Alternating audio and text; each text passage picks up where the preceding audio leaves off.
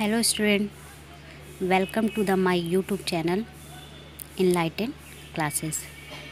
बच्चों, आज हम हिंदी व्याकरण के अंतर्गत भाषा, बोली, लिपि, व्याकरण आदि के बारे में जानेंगे। सबसे पहले हम ये जानते हैं कि भाषा क्या है। मनुष्य एक समाज में रहने वाला प्राणी है। वह अपने विचारों, भावनाओं को बोलकर ही व्यक्त करता है। भाषा को ध्वनि संकेतों की व्यवस्था माना जाता है। यह मनुष्य के मुंह से निकली हुई अभिव्यक्ति होती है। इसे विचारों के आदान प्रदान का एक साधन माना जाता है। इसके प्रायः ऋण होते हैं। संस्कृत भाषा को हिंदी भाषा की जननी माना जाता है। हमें पता है कि भाषा का लिखित आज भी संस्कृत में पाया जा सकता है, लेकिन मौखिक रूप से मुख से घिस घिस कर अपना स्वरूप खो चुके हैं। आज हम उन्हें तद्भव शब्दों के रूप में जानते हैं। हिंदी भाषा को अपने अस्तित्व में आने के लिए बहुत समय लग गया है। पहले संस्कृत से पाली, पाली से प्राकृत, प्राकृत से अपभ्रंश, तब अपभ्रंश से हिंदी भाषा का विकास हुआ है। भाषा की परिभाषा। भाषा शब्द को संस्कृत की भाष धातु से लिया गया है, जिसका अर्थ है बोलना। हमारे भावों और विचारों की अभिव्यक्ति के लिए ऋण अर्थों में जो ध्वनि संकेतों की व्यवस्था प्रयोग में लाई जाती है, उसे भाषा कहते हैं।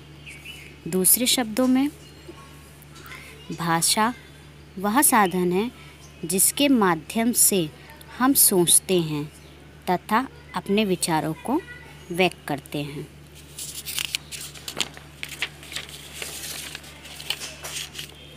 और साधारण शब्दों में हम समझेंगे, जब हम अपने विचारों को लिखकर या बोलकर प्रकट करते हैं और दूसरे के विचारों को सुनकर या पढ़कर ग्रहण करते हैं, उसे भाषा कहते हैं। मनुष्य कभी शब्दों, कभी सिर हिलाने या संकेतों द्वारा भी अपने विचारों को अभिव्यक्त करता है, किंतु भाषा केवल उसी को कहा जाता है जो बोली जाती है या सुनी जाती हो।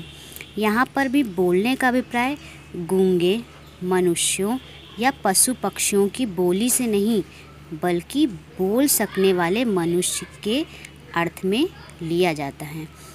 वैसे मुख्य रूप से भाषा के दो भेद हैं, लिखित भाषा और दूसरा मौखिक भाषा। इस तरीके से सांकेतिक भाषा को भी शामिल किया गया है। पहले हम समझेंगे भाषा के भेद कि लिखित भाषा क्या होती है। लिखित भाषा, जब हम दूर बैठे किसी व्यक्ति से अपनी बातें लिखकर व्यक्त करते हैं तो उसे लिखित भाषा कहते हैं। यह भाषा का स्थायी रूप होता है। ये लिपि पर आधारित होता है। इससे अपने अस्तित्व को सुरक्षित रखा जा सकता है। और दूसरे शब्दों में, जब व्यक्ति किसी दूर बैठे व्यक्ति को पत्र द्वारा अथवा पुस्तकों एवं पत्र पत्रिकाओं में लेख द्वारा अपने विचार प्रकट करता है, तब उसे भाषा का लिखित रूप कहते हैं। जैसे ग्रंथ, पुस्तकें, अखबार, पत्र, पत्रिकाएं आदि। मौखिक भाषा, जब हम अपने विचारों को बोलकर या सुनकर व्यक्त करते हैं तो उसे मौखिक भाषा कहते हैं। मौखिक भाषा में मनुष्य अपने विचारों एवं मनोभावों को बोलकर प्रकट करते हैं। मौखिक भाषा का प्रयोग तभी होता है जब श्रोता सामने हो दूसरे शब्दों में कहा जा सकता है कि आमने सामने बैठे व्यक्ति परस्पर बातचीत करते हैं अथवा कोई व्यक्ति भाषण आदि द्वारा अपने विचार प्रकट करता है तो उसे मौखिक भाषा कहते हैं। जैसे नाटक, फिल्म, समाचार, सुनना, संवाद, भाषण आदि। तीसरा है हमारा सांकेतिक भाषा। सांकेतिक भाषा वह भाषा है जिसमें किसी चीज़ को समझाने के लिए विभिन्न प्रकार के हाथों का सहारा, उंगलियों का सहारा, अपने चेहरे के हाव भाव, किसी चीज़ को देखकर समझाना, यह सभी सांकेतिक भाषा के अंतर्गत आता है। इसमें किसी भी चीज़ को ध्यान आकर्षण करके उन चीज़ों को सामने वाले को इस प्रकार प्रदर्शित करना है कि वह चीज़ों के बारे में अच्छे से जानकारी प्राप्त कर सके। खासकर सांकेतिक भाषा उन जगहों में उपयोग किया जाता है जहां बच्चे मूक बधिर होते हैं, इसलिए सांकेतिक भाषा उनके लिए बनाई गई है जो इन चीज़ों को आसानी से समझ सकें और दूसरों को समझा सकें और उनके द्वारा वह अपने भविष्य निर्माण में सजग हो सकें। भाषा के कुछ अन्य भेद भी होते हैं, जैसे मातृभाषा, राजभाषा, राष्ट्रभाषा, मानक भाषा। मातृभाषा क्या होती है? जिस भाषा को बालक बचपन में अपनी माँ से सीखता है उसे मातृभाषा कहते हैं। फिर दूसरा राजभाषा क्या होती है? जब किसी देश में सरकारी काम में भाषा का प्रयोग होता है उसे राजभाषा कहते हैं। अंग्रेजी हमारी सह राजभाषा है। राष्ट्रभाषा, भारत में अनेक भाषाएं बोली, पढ़ी, लिखी, सुनी जाती हैं। जब प्रदेशों की अपनी अलग भाषा है, भारतीय संविधान ने 22 भाषाओं को स्वीकार किया है, जैसे संस्कृत, हिंदी, अंग्रेजी, उर्दू, असमिया, पंजाबी, नेपाली, तमिल, तेलुगु, कन्नड़, गुजराती, बांग्ला, उड़िया, कश्मीरी, कोंकणी, मणिपुर, मराठी, मलयालम, मैथिली, डोंगरी, बोडो, संथाली और सिंधी आदि। इन सभी भाषाओं का प्रयोग अपने अपने क्षेत्र में ही किया जाता है, पर हिंदी को पूरे भारत में बोला जाता है, इसलिए इसे राष्ट्रभाषा कहते हैं। नेक्स्ट है हमारा मानक भाषा। मानक हिंदी भाषा का ही मानक रूप होता है। इसे शिक्षा, कार्यलीन कामों में प्रयोग किया जाता है। हम जानते हैं कि भाषा का क्षेत्र काल और पात्र की दृष्टि से व्यापक होता है। सभी भाषाओं के विविध रूप को मानक कहते हैं। भाषा और बोली में क्या अंतर है? सीमित क्षेत्रों में बोली जाने वाली भाषा के रूप को बोली कहा जाता है, अर्थात स्थानीय व्यवहार में अल्प विकसित रूप में प्रयुक्त होने वाली भाषा बोली कहलाती है। बोली का कोई लिखित रूप नहीं होता। छोटे भूभाग में बोली जाने वाली भाषा को बोली कहते हैं। बोली को भाषा का प्रारंभिक रूप माना जाता है। बोली भाषा का स्थानीय रूप होती है। हम जानते हैं कि हर 10 किलोमीटर के बाद बोली बदल जाती है। भाषा व्याकरणिक नियमों में बंधी होती है, लेकिन बोली स्वतंत्र होती है।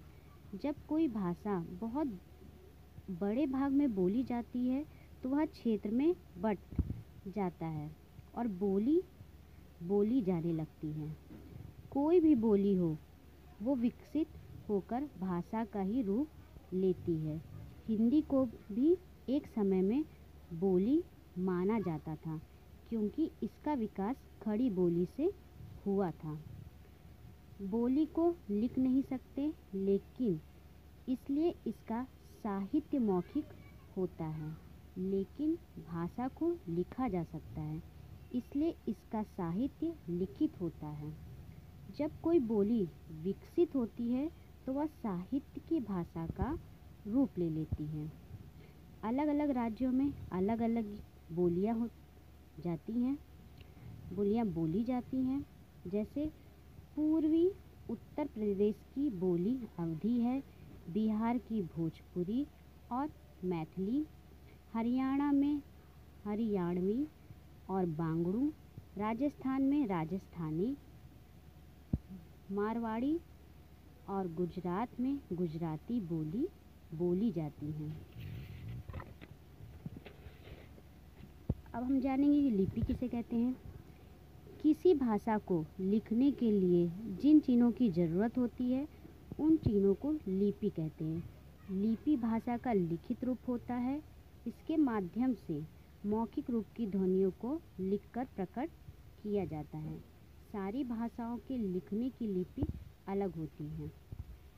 से भाषा हिंदी, संस्कृत, मराठी की लिपि देवनागरी है, पंजाबी की गुरुमुखी है, उर्दू फारसी की फारसी है, अरबी की अरबी, बंगला की बंगला, रूसी की रूसी, अंग्रेजी, जर्मन, फ्रेंच, स्पेनिश की रोमन। हिंदी व संस्कृत भाषा की लिपि देवनागरी है। देवनागरी लिपि की विशेषताएं: इसे दाएं से बाएं लिखा जाता है। दूसरा, हर वर्ण का आकार समान होता है। तीसरा, ये उच्चारण के अनुरूप लिखी जाती है। अब हम जानेंगे कि व्याकरण किसे कहते हैं। मनुष्य मौखिक एवं लिखित भाषा में अपने विचार प्रकट कर सकता है और करता रहा है, किंतु इससे भाषा का कोई निश्चित एवं शुद्ध स्वरूप स्थिर नहीं हो सकता।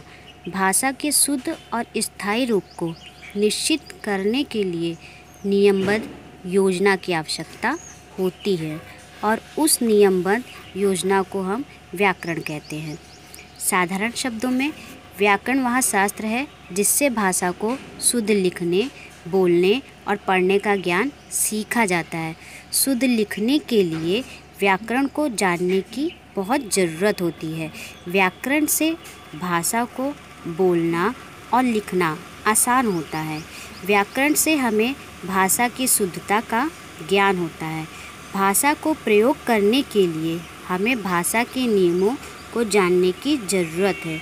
इन्हीं नियमों की जानकारी हमें व्याकरण से मिलती है। व्याकरण भाषा का संबंध: कोई भी व्यक्ति व्याकरण को जाने बिना भाषा के शुद्ध रूप को नहीं सीख सकता। इसकी वजह से भाषा और व्याकरण का बहुत गहरा संबंध है।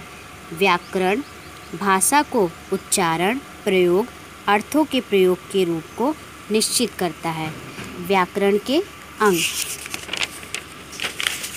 मुख्यतः व्याकरण के 3 अंग होते हैं: वर्ण विचार, शब्द विचार, वाक्य विचार। वर्ण विचार: इस विचार में वर्णों के उच्चारण, रूप, आकार, भेद, वर्णों को मिलाने की विधि, लिखने की विधि बताई जाती है। दूसरा है शब्द विचार। इस विचार में शब्दों के भेद, व्युत्पत्ति, रचना, रूप, प्रयोगों, उत्पत्ति आदि का अध्ययन करवाया जाता है।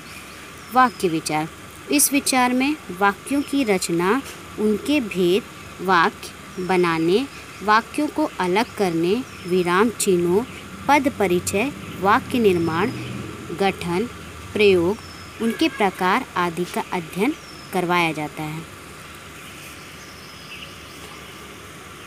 बच्चों, बहुत जल्दी हम अपने नेक्स्ट वीडियो में वर्ण विचार के पाठ का अध्ययन करेंगे। Thank you for watching this.